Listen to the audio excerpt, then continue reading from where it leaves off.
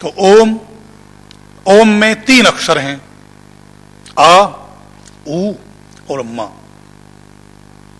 विस्तार बहुत हो सकता है, पर हम बहुत मोटी भाषा में, बहुत संक्षेप में इस मंत्र के इन तीनों शब्दों पर चर्चा कर रहे हैं। परमात्मा के 3 मुख्य नाम हैं, ब्रह्मा, विष्णु और महेश। ब्रह्मा इसलिए कहते हैं कि वो सृष्टि का रचना करते हैं, सृष्टि का निर्माण करते हैं, इसलिए ब्रह्मा कहते हैं आम भाषा में। विष्णु इसलिए कहते हैं कि वो सृष्टि का पालन करते हैं, संचालन करते हैं, रक्षा करते हैं। महेश इसलिए कहते हैं कि वो सृष्टि का संहार करते हैं, प्रलय करते हैं। ओम के तीनों अक्षर परमात्मा के इन तीनों नामों के प्रतीक हैं। अ, उ, म। आप बोल के देख लेना, अ से मुख खुलता है, अर्थात सृष्टि का आरंभ होता है। उ, मुख खुला हुआ रहता है, अर्थात सृष्टि का संचालन हो रहा है। और म कह करके मुख बंद हो जाता है, अर्थात महेश रूपी परमात्मा सृष्टि का संहार कर रहे हैं। म कहते ही मुख बंद हो गया। ये तीनों नामों के प्रतीक हैं। उपनिषदों में, मनुस्मृति में, ब्राह्मण ग्रंथों में ओम की व्याख्या भरी पड़ी है। फिर कभी ओम पर ही विशेष चर्चा करेंगे। उसके बाद महाव्याहृतियों का उच्चारण करते हैं। भू, भुवः, स्वः। भू, भुवः, स्वः, ये 3 महाव्याहृतियां हैं। व्याहृति क्यों कहते हैं इनको? संध्या के समय प्राणायाम मंत्र का पाठ करते हैं आप। ओम भूः, ओम भुवः, ओम स्वः, ओम मः, ओम जनः, ओम तपः, ओम सत्यम। ये 7 व्याहृतियां हैं। इनमें शुरू की जो 3 हैं, भू, भुवः, स्वः, ये महाव्याहृतियां हैं। भगवान मनु गायत्री मंत्र के साथ इन तीनों महाव्याहृतियों का उच्चारण करने का विधान करते हैं। छंद के अनुसार तो गायत्री मंत्र तत् से शुरू होता है। तत्सवितुर्वरेण्यम भर्गो देवस्य धीमहि धियो यो नः प्रचोदयात्। गायत्री छंद इतना ही है, तत् से। इतने मंत्र का भी विधान वेदों में आता है, यजुर्वेद में, और पूरा महाव्याहृतियों के साथ भी मंत्र का विधान आता है। महाव्याहृतियों के साथ हम उच्चारण करते हैं तो यह गायत्री महामंत्र हो जाता है, और केवल तत् से उच्चारण करते हैं तो यह गायत्री छंद के कारण से गायत्री मंत्र रहता है।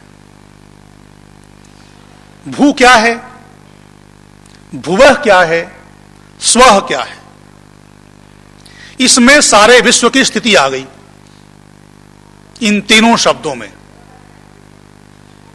ओम भी इन तीनों का संक्षेप रूप है। आहृति के कहते हैं किसे?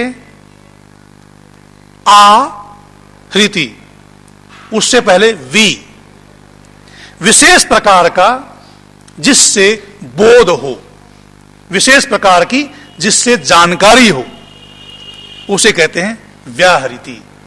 जिस जानकारी को हमने धारण करना है अपने जीवन में, क्योंकि धारण नहीं करोगे तो निरर्थक है उसका जानना।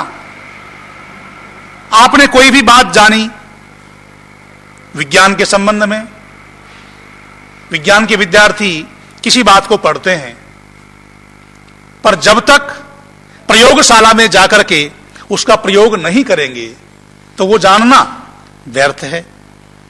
ज्ञान के साथ साथ कर्म आवश्यक है।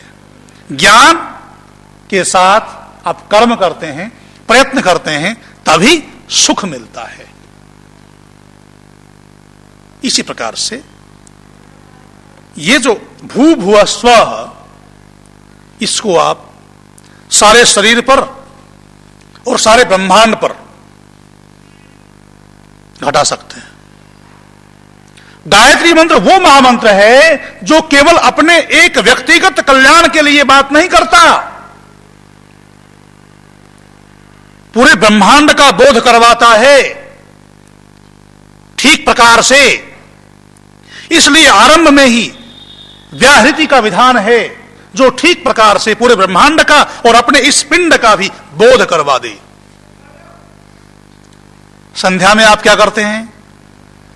सबसे पहले अंग स्पर्श करते हैं, आचमन करते हैं, हवन में भी और संध्या में भी। परमात्मा के गुणों का कथन तो बाद में करेंगे, पहले आचमन करेंगे, अंग स्पर्श करेंगे, अपने इस शरीर का ध्यान करेंगे। ठीक इसी प्रकार इस गायत्री मंत्र में भी आप अपने इस शरीर का भी ध्यान कर रहे हैं और ब्रह्मांड का भी ध्यान कर रहे हैं, पूरे विश्व का, समाज का और राष्ट्र का ध्यान कर रहे हैं, और उसके अनुसार अपने जीवन में प्रयत्न करेंगे।